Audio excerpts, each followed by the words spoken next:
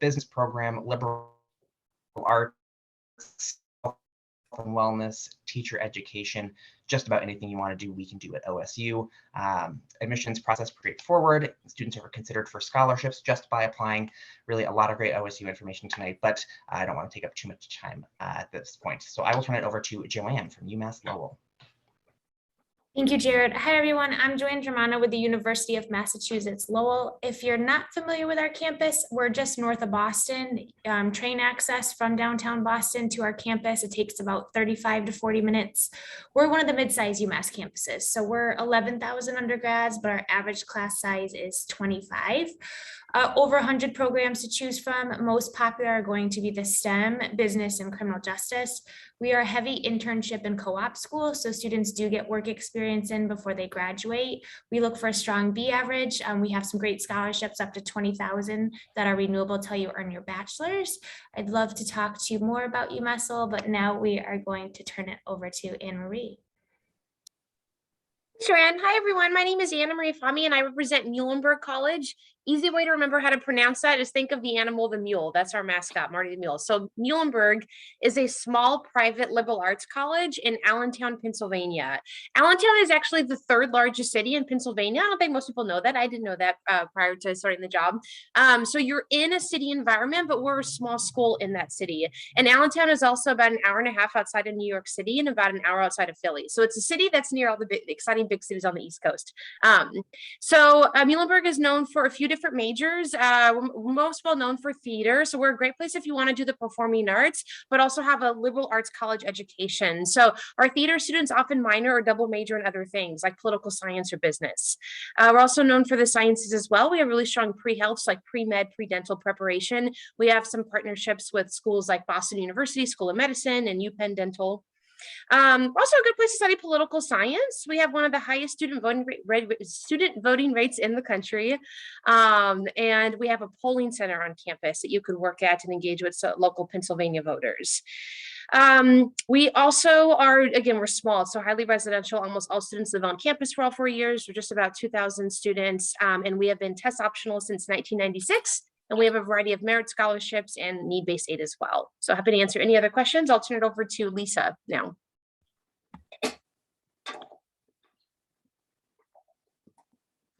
There we go. Sorry. Hi, everybody. My name is Lisa Hanson with Seton Hall University. I'm so happy to be here with you all tonight. If you're not familiar with Seton Hall's location, we are not too far from Muhlenberg, actually. We are only 30 minutes away from New York City by train, only 14 miles away, actually, physically or geographically. And then we are in South Orange, New Jersey. So we're basically considered a suburb of New York City. The train station is only about a 10-minute walk from our campus to get into Manhattan.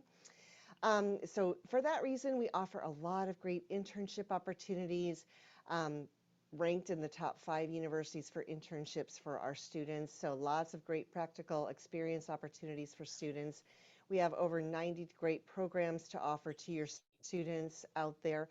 Some of the ones that students choose us for on the West Coast include our School of Business, top ranked for leadership, also communication and arts, being so close to New York City, of course, lots of access to those internship and job opportunities. Then diplomacy and international relations, we have an exclusive alliance with the United Nations of America. And then lastly, probably our health professions. So we've got nursing, dual programs or joint degree programs into physician assistant, physical therapy, occupational therapy, athletic training, and also medicine. We have our own medical school now. We also are well known for our D1 athletic teams, especially basketball, but also soccer has been doing very well. But yeah, I'd love to talk to you more. I'm not going to take up any more time, and I'm going to send it over to Alaska. Yeah, one of the great things about this panel is it just illustrates for you the variety of options that you have. I think there's around 1,600 four-year universities in the country, and you have a lot of choices. So University of Alaska Fairbanks, I guess, is really what I want to do is invite you to go on a big adventure to consider doing something very different. If you come to UAF, you'll get to see and do and experience things that you won't do anywhere else. Real briefly, I'll say that we are the flagship university for the state of Alaska, just like University of Washington is for Washington. But we're very different in that we have only about 7,000 students. We're a national research university with a 10-to-1 student to faculty ratio. I'm based in Vancouver, Washington. I work primarily with students from Oregon and Washington. And I find that a lot of the students from down here that come to UAF are looking for the natural sciences, obviously, because it's Alaska. And so things like wildlife biology, geosciences, and so on. Engineering, and our engineering programs are direct entry, so you'll be able to move straight into engineering classes even as a first-year student. Or interestingly, fire science. We have one of the best fire science programs in the country. So if you want to be a firefighter, you need to look at UAF. I'll also mention just briefly, and we can cover this more in detail if you want to, that we offer the Western Undergraduate Exchange, or WUI, and that may be an important thing for those of you who are looking to go out of state in the West to know more about. And I'll just stop there and we'll be glad to answer questions for you. Great, thank you. So I see already one question here in the chat. A reminder for those of you who maybe joined a little bit late, feel free to submit those questions to us through the Q&A feature here through the webinar. But the first question actually is kind of a nice segue into where I wanted to go next, talking about general admission requirements. Question revolves around engineering degrees and students being admitted into those areas. So I think briefly, if we just want to all kind of outline what the admissions process looks like at our schools, specific to running start students and specific majors. And again, since I'm already talking, I'll kind of go first here. So at Oregon State, our admissions process is pretty straightforward, regardless of students' major. So we are not going to consider that as part of their decision. When they apply, we're really just looking at their academic information. We do require the online application, a copy of their transcript, but we are test optional. So students looking at engineering, they're not going to run into that direct admit process. Specific to running start students, we are going to consider them still first-year students. So if they have running start credits, they're going to apply as a first-year freshman rather than a transfer. Typically, to be considered a transfer, we're looking for you to enroll somewhere after you've graduated high school. So if you finish out an AA degree after you graduate, then you would become a transfer. And typically, we do admit students to all academic terms, fall, winter, and spring quarter. But again, that can just vary a little bit from school to school. At this point, I'll turn it over to Joanne to talk about their admissions process. Thank you. So you would actually be considered a transfer student if you have college credits. And we do take all students mid-year for transfers.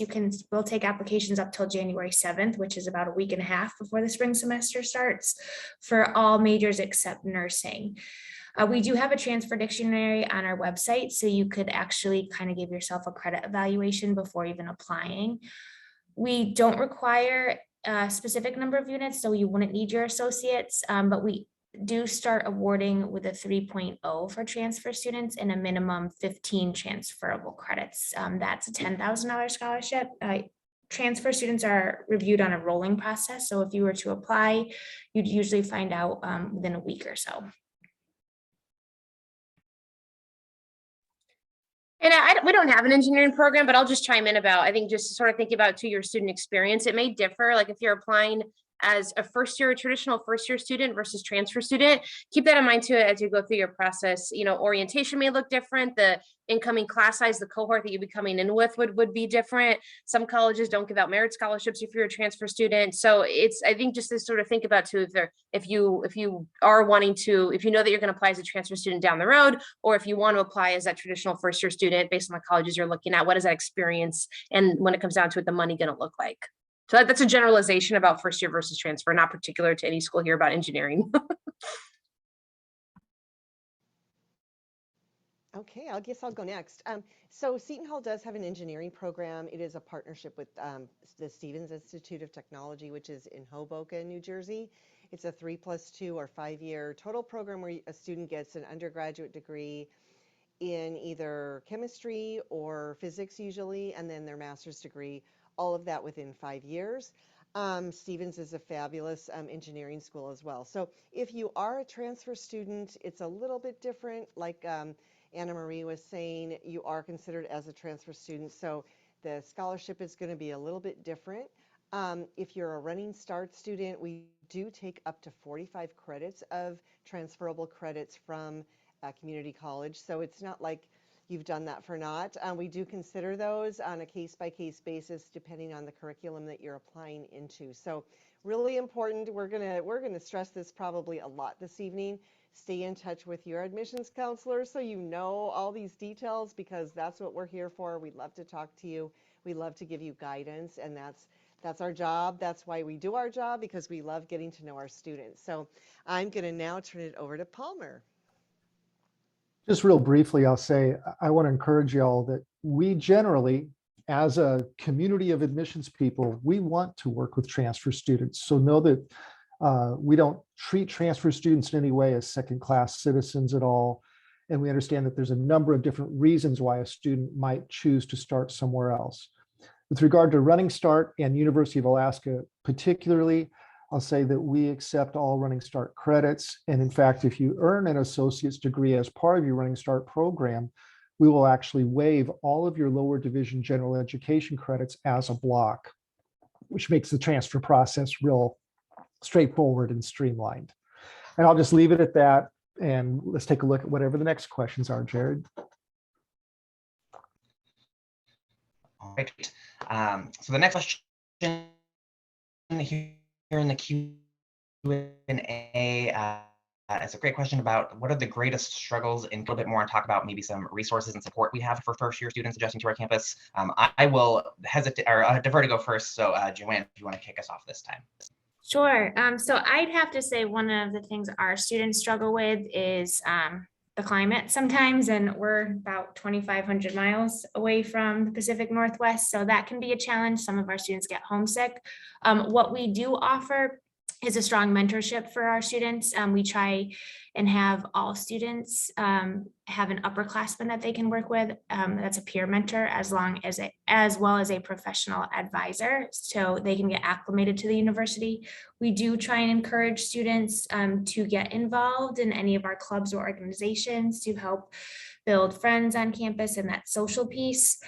Also, if students are a first gen, we have what's called the Riverhawk Scholars Academy on campus, and that's a huge support service. Hey, Joanne, you want to define first gen? Because I think that might be important. So first gen schools might look at this differently or might define it a little bit differently, but at UMass Lowell, it's if either of your parents did not earn a 4-year degree, if you are the first among your siblings or your family in general to earn a 4-year degree, you'd be considered a first generation student. And now I'm going to pass it off to Anne Marie. Thank you. Thanks, Joanne.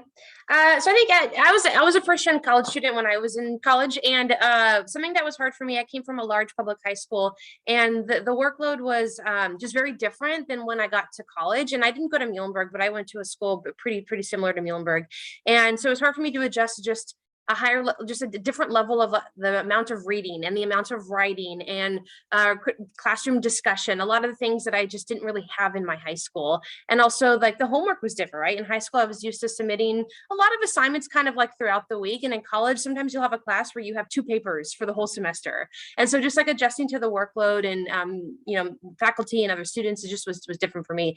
So I think one thing that I like that Muhlenberg does is, well, a couple of things. We have summer advising. So first year students will actually come to campus in June. You meet with your faculty advisor, you figure out what classes you're going to take, and you really get a jump start on that first year and get acquainted with the campus, with the curriculum, with your schedule and everything like that.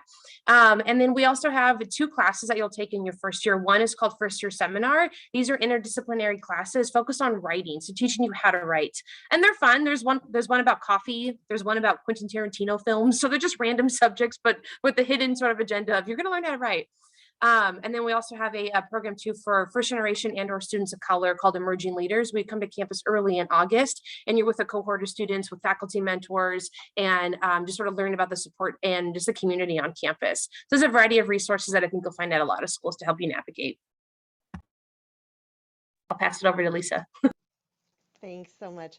Oh, yeah, so Seton Hall has a similar program called, it used to be called Freshman Studies, now it's Center for Academic Success, but basically in a nutshell, we do offer similar resources for incoming freshmen. And like Anna Marie, I wasn't a first gen student, but I went to a very big university, a state school. And so I was kind of lost. I wish I would have had those kind of resources, but basically it's a class all of our students take called University Life in their freshman year.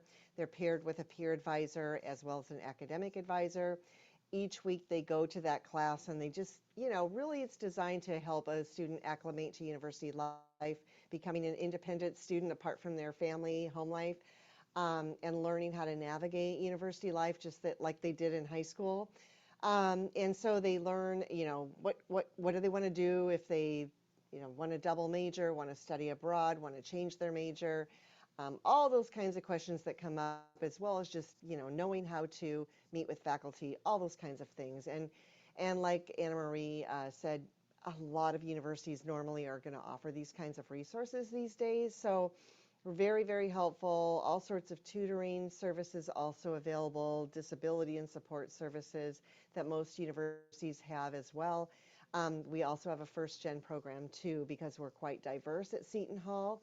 So I'm sure it's pretty common among most universities, but I'm going to toss it over to Palmer to talk about what is offered in Alaska. Hey, I'll just say this.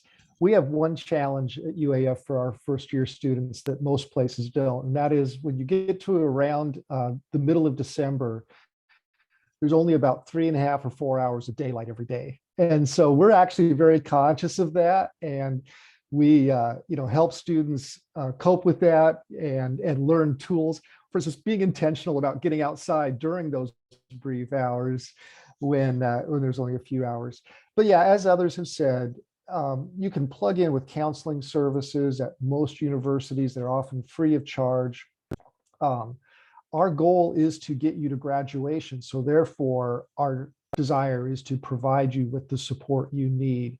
Before you even enroll at a college, ask these kinds of questions one-on-one. If you're a student with a disability, make contact with the Disability Services Office and find out how welcoming they are, how accessible they are.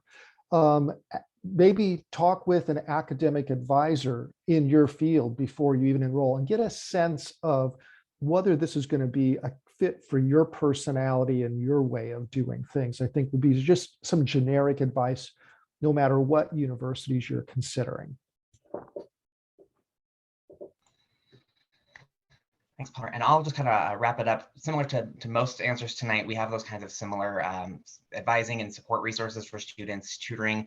But I think one of the most significant struggles for students at OSU and other large public universities is kind of finding your community. You're joining a community of 20,000 people plus.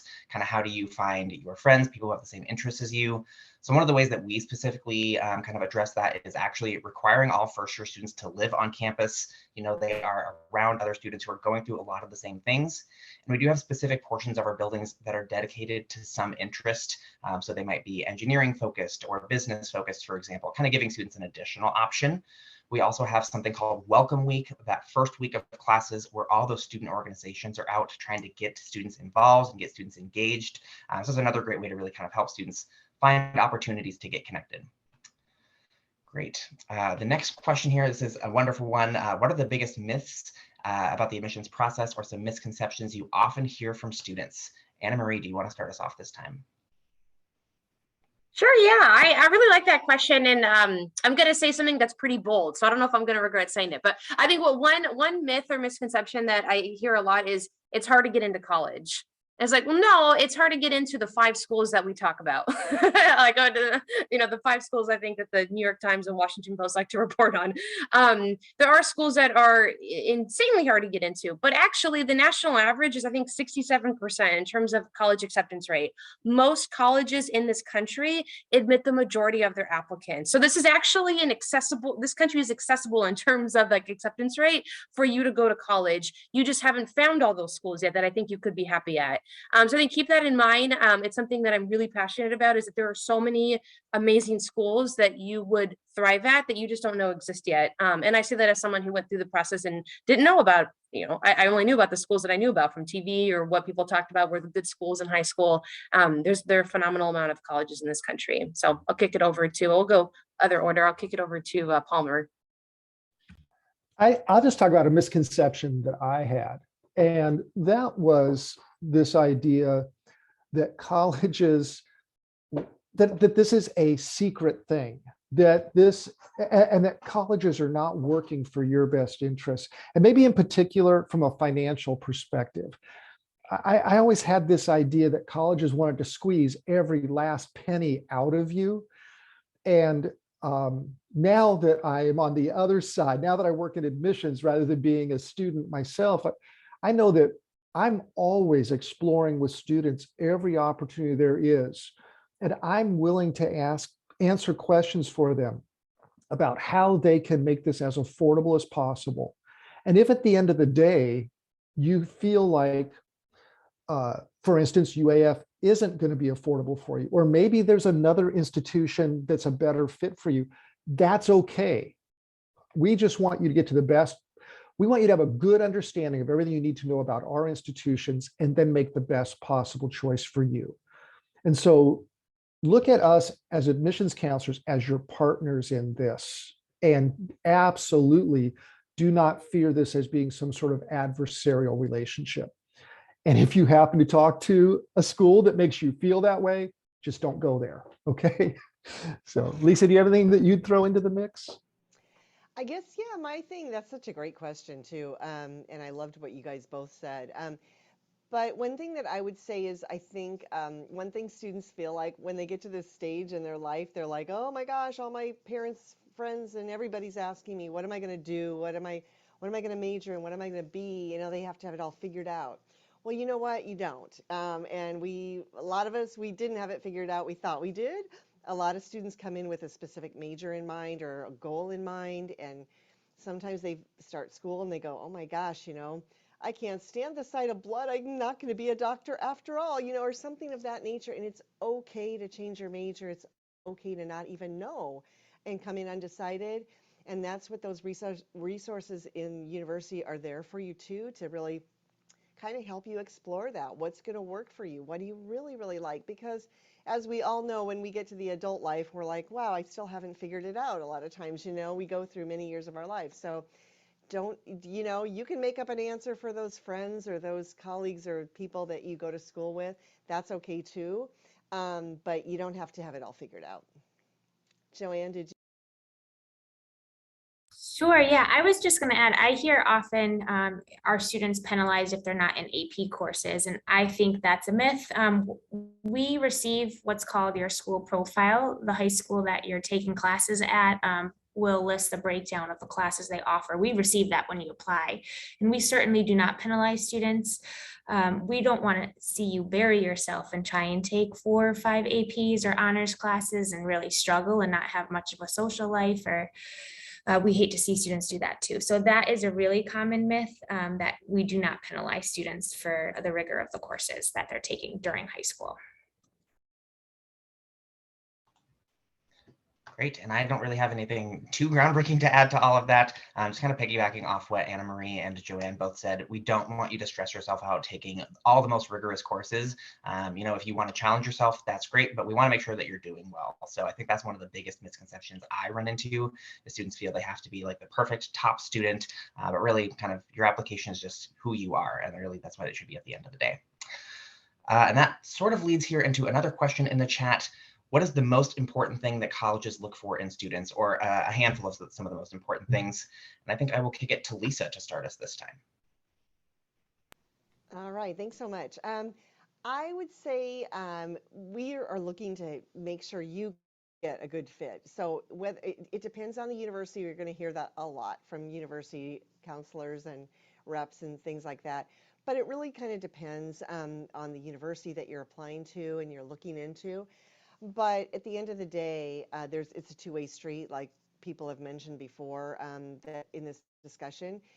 We want to see that what you're applying to, we have to offer you, and we want to make sure that we have the resources to provide you with, and also that you're going to be happy in our communities that we provide at our campus. So that's one of the things I would say we look for at Seton Hall, that you're looking for what we can offer you and that you're going to be very successful and really enjoy your time with us. See, Palmer, what do you have to add? I think this is just so individual to each institution. For us, for instance, at UAF, We simply want to feel confident that you are prepared to succeed academically in light of the support services we're able to provide. We're typically looking just for students who want to be a part of this community and are ready for it. So it's pretty simple.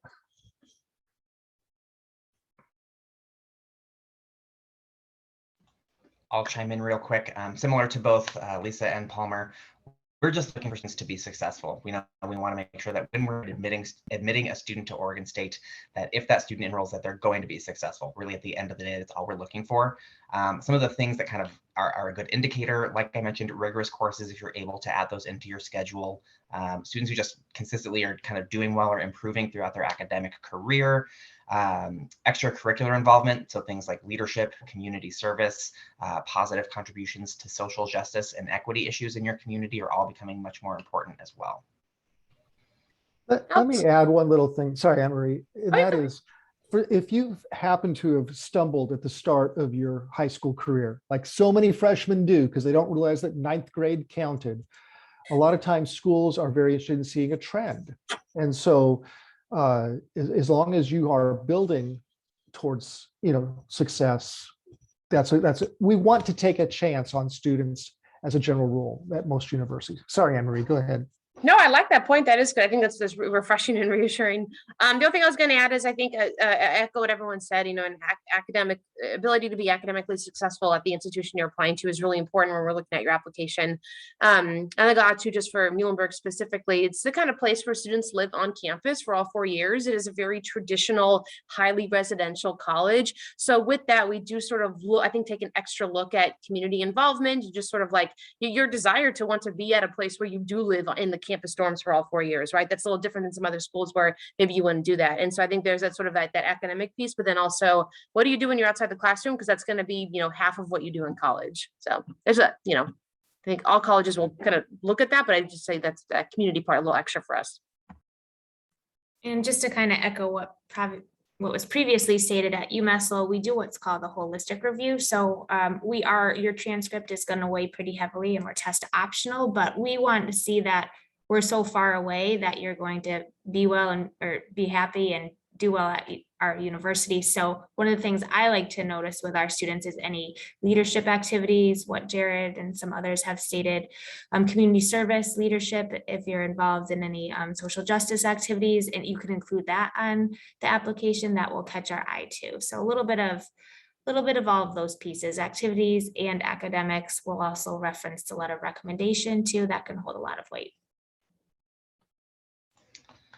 Great, thank you, everyone. The next question here is a little bit of an opinion piece. Would you say it's better to be a big fish in a small pond, meaning a top academic student at a smaller school, or a small fish in a big pond, meaning still a highly academic student at one of those top academic schools, and why? I think Palmer, I'll have you start us off. Yeah, I'll just jump in with this and just say this is such an individual question. And I was not a top student, so don't let me mislead you here. But just for example, best friend in high school went to Oregon State University. I went to a very small private college. We had similar academic profiles. If we had swapped places, we both would have struggled. So it really boils down to you. So if someone else has a magical answer here, you go ahead and give it, but I don't think there is one. Well, I would just add, that's really a good example to provide, Palmer, but I think that also it does depend on you. And if you, I also was kind of like Palmer. I mean, I was an excellent student in high school, but I went to a big college. I think I would have done probably better at a smaller school. And it really just is my personality and what I'm drawn to and the kinds of resources that maybe I probably needed. I didn't even know that I needed. But it's not that my school didn't offer those resources, okay? It's just that I didn't have the tools or the kind of personality to go seek those out.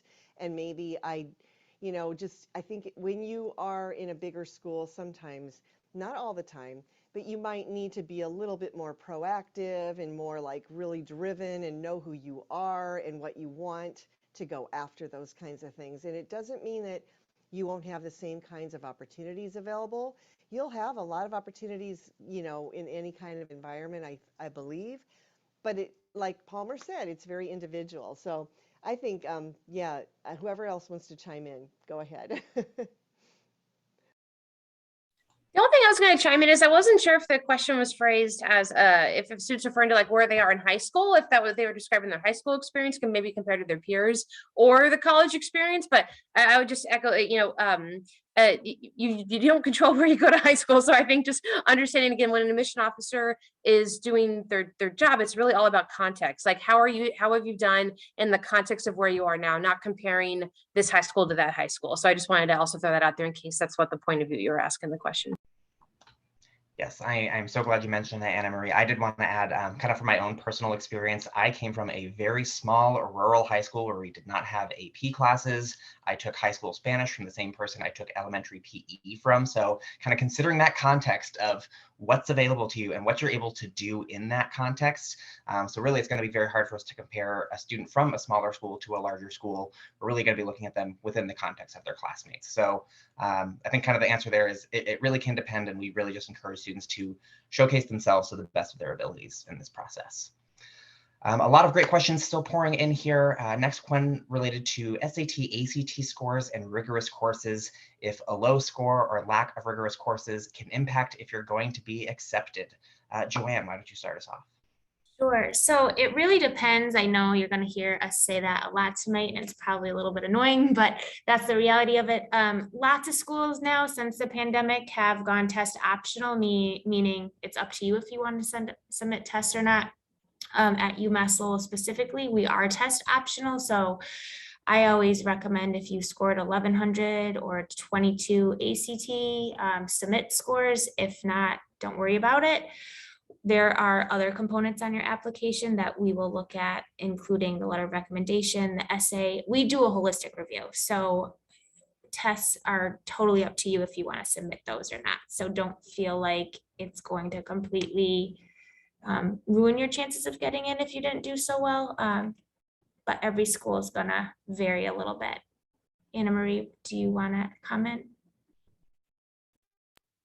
Yeah, I think I'll just echo what you said that, I mean, you can see that the middle 50%, right? So that's like every school will have a middle 50% of what the test scores are of the students who are admitted. And you can, and a lot of schools are transparent. They'll say, don't submit testing if you're below this.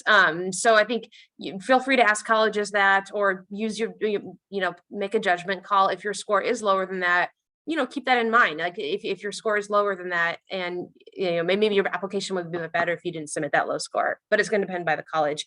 Yeah, I think that's all I'll add. I'll chime in for Oregon State. With our test optional policy, a low score would never actually disadvantage you in any way. So you have nothing to lose by submitting those scores. We would never hold that score against you. Of course, if it doesn't really add much value to your application, we'll just kind of toss that to the side and focus on the rest of your application. But I do want to say that, again, test optional policies can really vary by school, depending on what they're looking for, what their applicant pool looks like. So those are very important questions to be asking admission reps as you're in this college search process. Yeah, I would go back to the comment I made. We're on your side, so use us. And the answer may vary slightly from school to school. Yeah. Anyone else have thoughts on SAT and class rigor? I'll just add that it depends on the university, and I think like all of us are going to tell you, this is another reason that you really want to get to know us as admissions officers, and we are supportive for you, and we're going to tell you most of the time, be very transparent about those kinds of things with you. So please do reach out to us. Great, thank you. We're going to go back to the chat for these next couple questions, kind of revolving around what is going to stand out on the application, specifically regarding GPA and things like community service hours. Is GPA extremely important, i.e. will a 3.95 make a huge difference against a 3.9? And kind of what community service criteria are colleges looking for from students? I guess I'll start us off because I'm talking right now. So GPA is very important, but it's not going to be the most critical thing in your application. I think if you're really kind of at that point where it's between a 3.95 and a 3.9, it may come down to like really competitive scholarships. It might be that small of a percentage point. But typically, if you're kind of in that 3.9 to 4.0 bracket, colleges are going to kind of view that very similarly. And then similarly to community service, there's no kind of magic minimum number of hours we're looking for specific at OSU. We want to see what community service engagement activities you have, why those were impactful, kind of what you learned about that, and be able to relate that experience to us. I'll go next. I think, well, Seton Hall, we look at GPA and test scores and all of that whole process as far as we are test optional, but we do have at least a couple programs that we do need to have test scores for. But we look at those in terms of admissibility, of course, to that specific program you're applying to, as well as academic scholarships. So it depends on the university, but some universities do look at, where do you rank in your class? What, where do you fall in your whole class at your school? Are you going to get or be eligible for a potential scholarship that's even more, a little bit higher than the average scholarship that's offered to students? So that's important to include. And again, program is important. Community service wise, I think that, like Jared said, it's really helpful to get to know you in that context and what you're going to bring to our community as well. Seton Hall specifically has a very strong commitment to servant leadership. We have a certain number of clubs and organizations that are committed to that as well. So for me as an admissions person reading an application of that nature with a lot of community service, I can actually let the student know various activities on our campus that they might really enjoy in that context. So those kinds of things really help. And there are scholarships. We have actually a servant leadership scholarship too. So those kinds of things are really important to include for that nature. Let's see, whoever else would like to chime in. I'll just give a different perspective just to give an illustration of how schools will vary. We don't care about community service at all. It is not part of our review process. It will make no difference in terms of whether or not you're accepted for admission. Now, having said that, I would say, as you think about community service, focus on what's meaningful for you and engage in that. You don't want to be simply checking boxes to say, look what I did. And that's going to be true with this, for every school. The other thing is, I think Lisa kind of hinted at, when we know about your community service and what interests you, we can help you figure out whether there are places to plug in at our school. In terms of the minor differences in GPA, in terms of admission with us, it seldom makes a difference. But as Jared kind of alluded, sometimes, and I hate this so badly, but sometimes a very small difference can be the decider on a scholarship. A 3.89 GPA, cumulative GPA at UAF will get you a $3,000 scholarship. A 3.9 GPA will get you a $5,000 scholarship. That sucks, but it's the truth. And I can talk with you some more about strategies to deal with that if you're interested. I think one thing I'll add is you can see colleges also have an average GPA, right? So, a 3 point, like I echo what Palmer said about scholarships, but, for admission, you can see is the school a 3.4 average, a 3.7. So wherever you sort of fall, you can get a better sense of how you would likely, just your likelihood of admission based on sort of the school averages.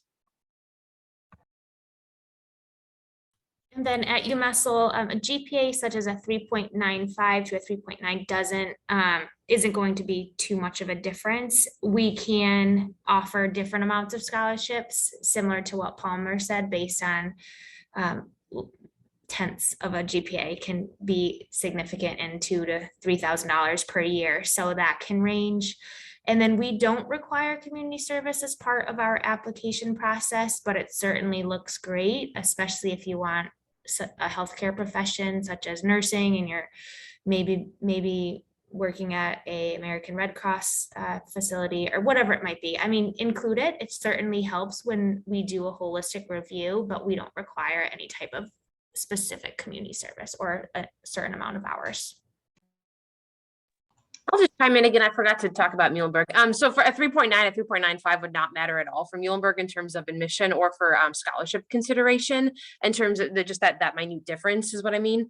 And then for us, we don't have a particular preference on service, but again, we're just looking at what do you do when you're not doing homework, when you're not in school. We like to see some sort of engagement, whether it's service, whether it's sports, whether it's family responsibilities, whatever it is. If you're applying, we have a partnership with UPenn Dental, and so if you are applying to Muhlenberg via that partnership, kind of like what Joanne said, we actually do need to see some sort of either dental shadowing or some sort of service experience within that. Great, thank you, everyone. I'm going to skip ahead a couple questions just because it's a little bit more relevant to what we're talking about at the moment. For this student, they are on the autism spectrum, so things like engaging in community service and leadership are a little bit more challenging. How would you recommend that they can kind of elevate and boost their application without those more traditional items? That's a great question. Anyone want to take that first? I don't mind just sort of starting out because I do have a couple of kids on the spectrum myself. I think part of it might go back to what we were just talking about, where a couple of schools here, and we're just representative of other schools, we don't look at community service. And so, perhaps as you're narrowing your list, you'll look at schools that focus on the things that you're good at and that you value. Yeah, I'll just kind of piggyback off that. I know when we're talking about the college application, those very traditional things of like leadership and community service always come up, but really your application should be your experience. So if you don't have a whole lot of community service, let us know what other things you're doing. If you're really involved at home, at church, if you own a business, if you are just an outdoors enthusiast, kind of whatever you're really devoting your time to, give us that big picture. So I would say that's really going to be kind of how you can add your own voice and kind of boost your own application to match your personality. I would like to add that some of the universities here tonight and others that aren't here look at what's called demonstrated interest. The fact that you're logged into this tonight and asking this question shows us you're interested in maybe some of our universities. Maybe you'll meet us at a college fair, maybe you've toured campus or toured us virtually. You can include that. There's a section on the application, you can include that, and that can cover up for any community service or other outside activities that maybe you weren't able to do. So things like maybe exchanging an email with the admissions counseling staff, or meeting with us for coffee, or doing an interview. You can include all those, and some of our universities will actually track it too with your application, and that can weigh pretty heavily and work towards your advantage. Yeah, and I'll just add, I agree with what everybody has been saying so far. I think that also, really let us know if that is a factor in your application. Let us know in a supplemental essay or a supplemental piece of the essay if that's something that we need to be aware of, because we want to make sure we provide you with the right resources if you do end up coming to our university, and or if you'd like to connect with those folks in advance of just making your decision, because it's really important for you to feel comfortable at that university too, and that you're getting the services and the resources that you really want.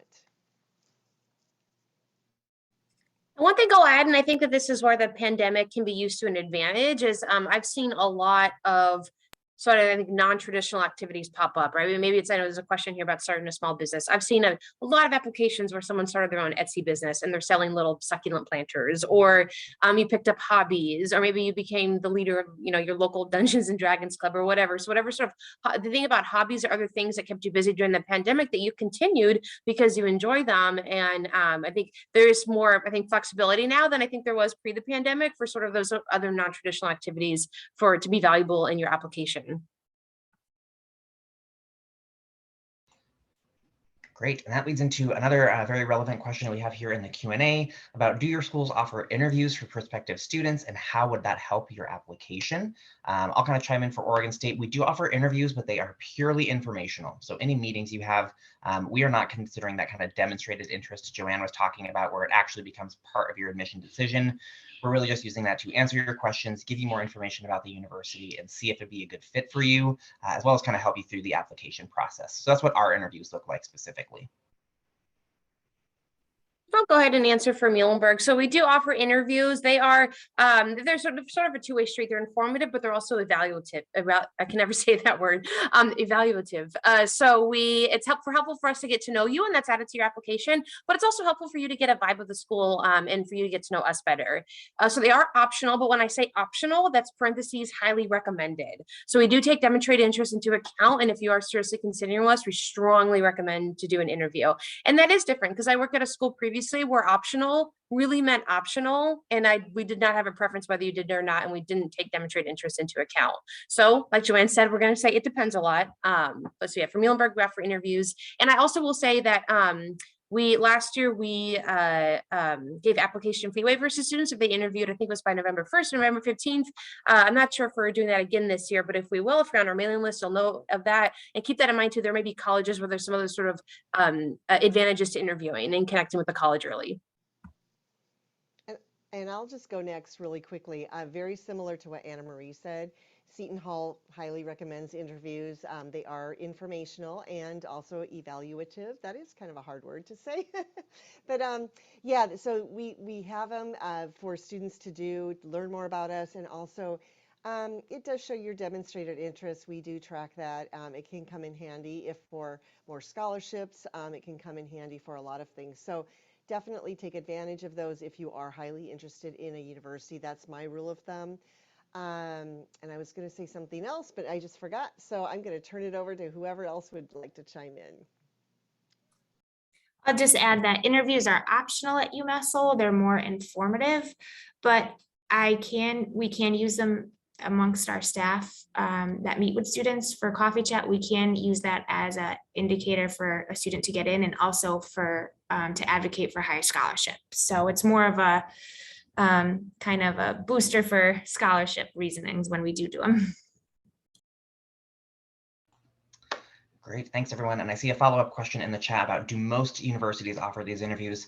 Short answer is yes. Almost any college has an admissions representative who is the point of contact for students from your school. And you can absolutely reach out to set up some sort of informational meeting, or even just kind of email them with questions. So absolutely, this is something that most universities are going to offer. We have just under 10 minutes here, a couple questions left, going to power through and hopefully answer both of those before we wrap up for the evening. Question that sort of disappeared from the Q&A, but I love the way Palmer answered it, asking if there's ever been a time where we've had to choose between two students to admit and kind of what that decision was like. Palmer answered, the short answer is no. In 30 plus years of working at a number of different colleges, he's never seen that. Same for me at Oregon State, just the way we review applications, we are never stacking students next to each other and seeing who did more community service, who has a better GPA. It is just your application. Does anyone have any contrary answer to that? Seeing no. I Okay. wonder if there might be exceptions with certain competitive programs within a university. I know that this year in our fire science program, we ended up having to give priority to some students where probably experience in the field already, exposure in the field already was a plus factor, but I don't know that for a fact. And all of those students had already been admitted to the university before they even got to that part of it. And I'll just chime in really quickly. I don't think at Seton Hall, most universities, unless they're super duper selective, that's not really the case. But I would say sometimes if you do have these interviews or things of that nature showing your demonstrated interest, if you are applying for a special scholarship, like let's say you're applying for an extra scholarship, like a debate scholarship or this scholarship or that scholarship that's going to give you a little bit more money, maybe it could be up to $10,000 more a year. Those kinds of interactions are really going to help. Many times there are going to be interviews required, but all of those interactions going into that are going to really usually help your profile have a lot of more strength to it. And the other thing I was going to add was when you do an interview, we get to know you better so we can connect you with the right current students, faculty, other resources on our campus so that you get to know us better too. So once we have that interview, we get to know a little bit more about you. So that really helps facilitate all of those things too.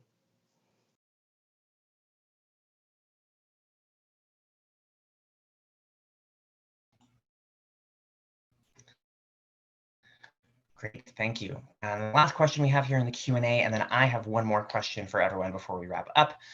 Do schools offer free counseling, therapy, et cetera, services for students?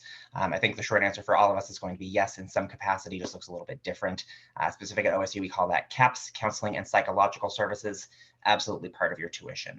Anyone else want to chime in about their resources? One thing I'll add is I don't know if all schools do this, but we also have with on-campus counseling and therapy resources, but also off-campus referral process as well. And we offer up to 6 counseling sessions per semester to students. And funny enough, Jared, ours is called the same thing, CAP. So same exact resources as you have too. Ours is just called CLASS, so it's Center for Learning and Academic Support Services. So very similar to probably what you all have.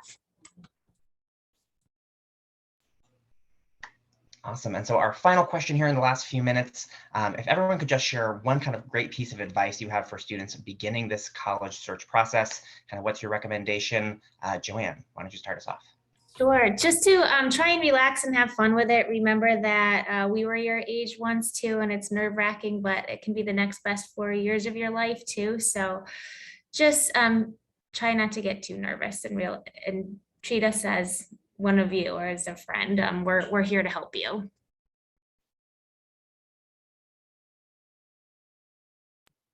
I'll piggyback off of that and say, this is the first time in your life you're getting to make decisions like this, but it's not a life and death decision. And so make the best decision you can.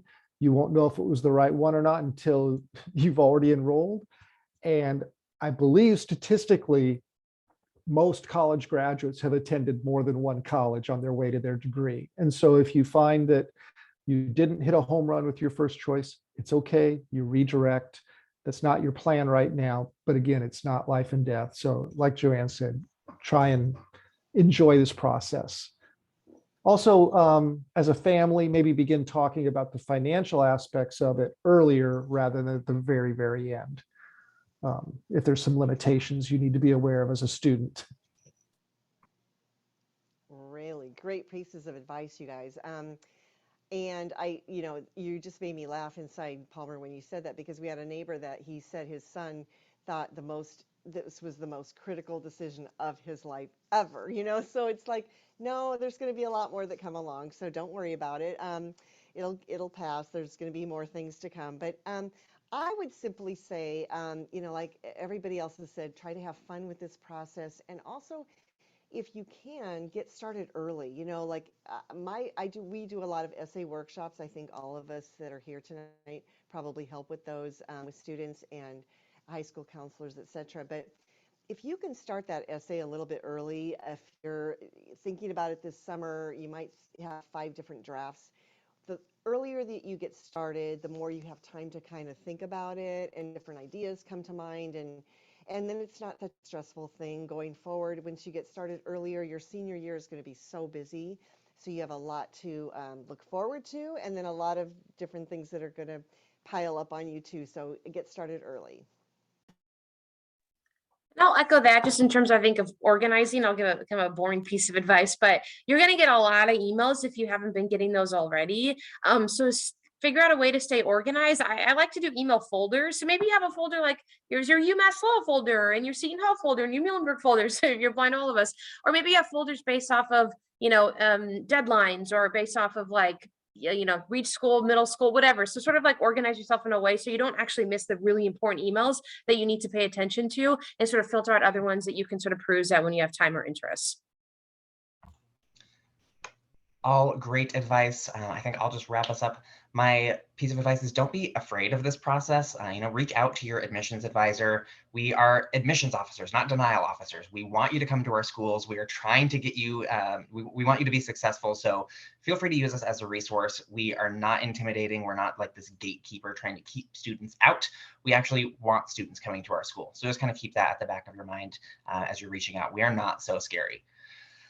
And that is, Jared, I might want to just add a little bit of advice too. Yeah. Make sure you take advantage of the college rep visits that happen mostly in the fall. Even if you're not really thinking about going to that school or haven't even heard about it, go to it anyways. This year, Issaquah High School will be back in person. You may learn something that you didn't know because you took that time maybe during lunch to go in there and hear what they offer. And it's like, wow, that's a great program. Maybe that's not the school I want to go to, but maybe that's the question I should be asking other schools. And then also, like at Issaquah High School, we will also be having our college fair on Thursday. Please pray for sun or at least not pouring rain because it's outside in the courtyard for Issaquah High School students during lunchtime. There'll be 23 colleges there. Even at some of those colleges you're not planning on looking at, go in and ask all these questions. As you can see, there's so many different, we can never know exactly what school is going to fit a particular student, but you're going to find out by just asking the questions, those things that interest you. So thank you, everyone. Yes, amazing advice, Karen. And with that, it is 8 o'clock. So thank you all so much for joining tonight. Hopefully we were able to answer all of your questions and provide some great advice. You are free to log off at this point. Thank you so much for coming. If you have any additional questions, feel free to reach out to any of us directly. All of our information should be available on our university website. It's pretty easy to find. So thank you so much for coming. We look forward to speaking with you in the future.